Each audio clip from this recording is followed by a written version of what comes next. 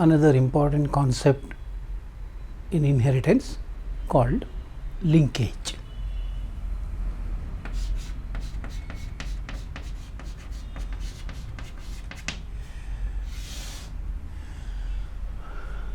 We now know that genes are located on chromosomes at specific regions called loci. During meiosis, chromosomes move as entire units. So when chromosomes move as units, the genes that are located on the chromosomes also move in groups. So linkage is defined as the tendency of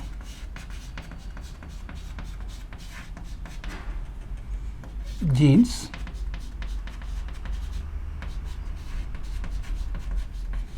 located on a chromosome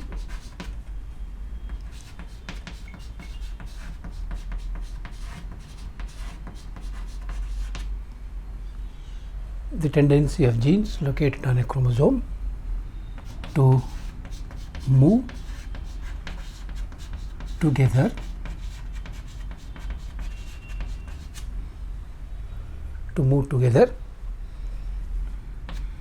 to the same gametes.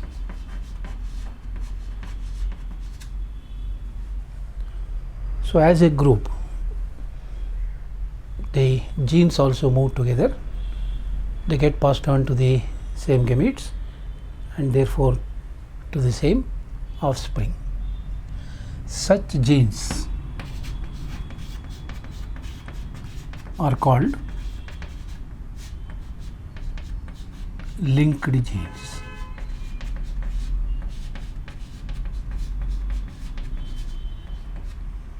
Linked genes. We have seen earlier, take for example the pea plant, genes located on different chromosomes. For example, the color of the seed coat, the nature of the seed coat are located on different chromosomes. They are called unlinked genes. Here genes that are located on the same chromosome, they are called linked genes. The difference between linked genes and unlinked genes can be demonstrated by taking the example of test cross.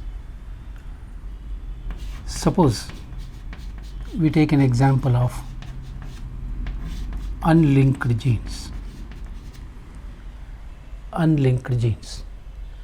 Let us say AA BB into AA BB. These two are alleles present on one particular chromosome.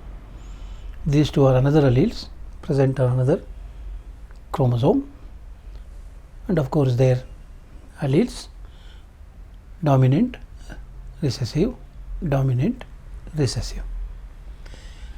In this situation, we know that the gamete will be AB, and here the gamete will be small a, small b. Therefore, the F1 offspring is going to be capital A, capital B, small b. It is going to be a heterozygous individual for the two pairs of genes. If we allow this F1 individuals to undergo self-pollination, we know that we will get a phenotypic ratio of 9:3:3:1, 9 and 1 for parental combinations, 3 and 3 for new combinations. Suppose this is allowed to undergo test cross. A test cross is conducted. So AA BB into homozygous recessive parental combination small a, small b, small b. 4 types of gametes here.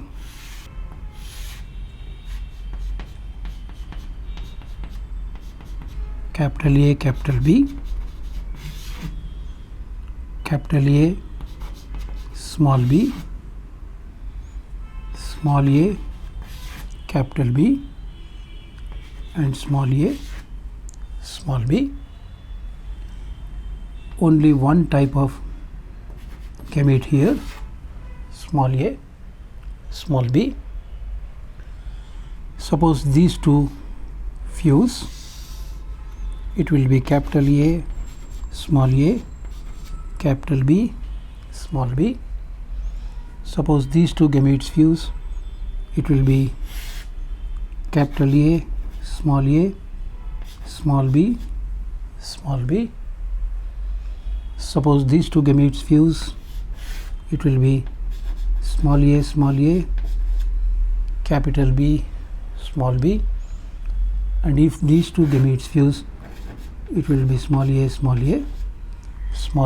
b, where we have seen that the two parental and the two new combinations,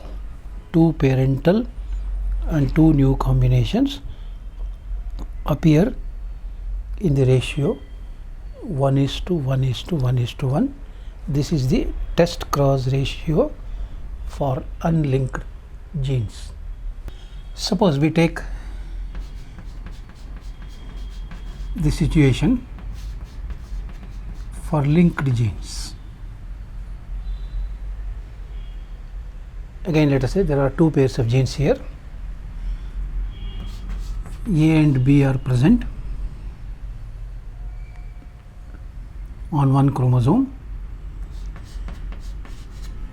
A and B are present on its homologous chromosome. So homozygous for A and B. Similarly, homozygous for recessive A, B, homozygous, these two recessive on one chromosome and these two on another homologous chromosome. What will be the gametes? It will be AB, here it will be recessive AB. Fusion of these two will give you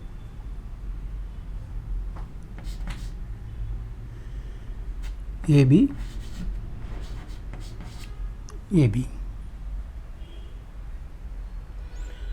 Remember, this is as good as capital A, capital B, small b. Capital A, capital B, small b. But these two will be on one chromosome, these two will be on another chromosome.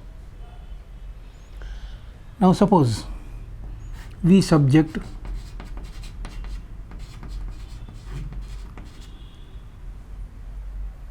this situation to test cross. So AB into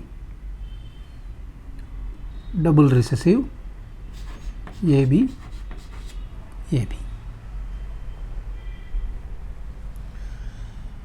The gametes here will be only AB.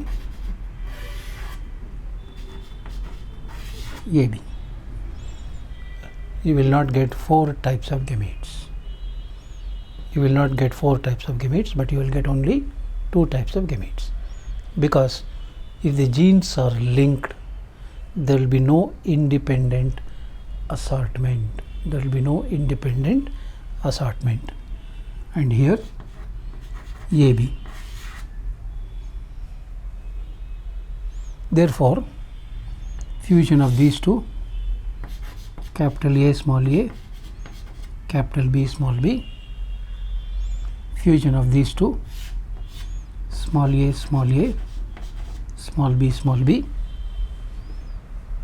you are getting parental combinations dominant for these two genes, one parental combination, recessive for these two genes, another parental combination. The two parental combinations will appear in the ratio 1:1. That means the test cross ratio here will be 1:1.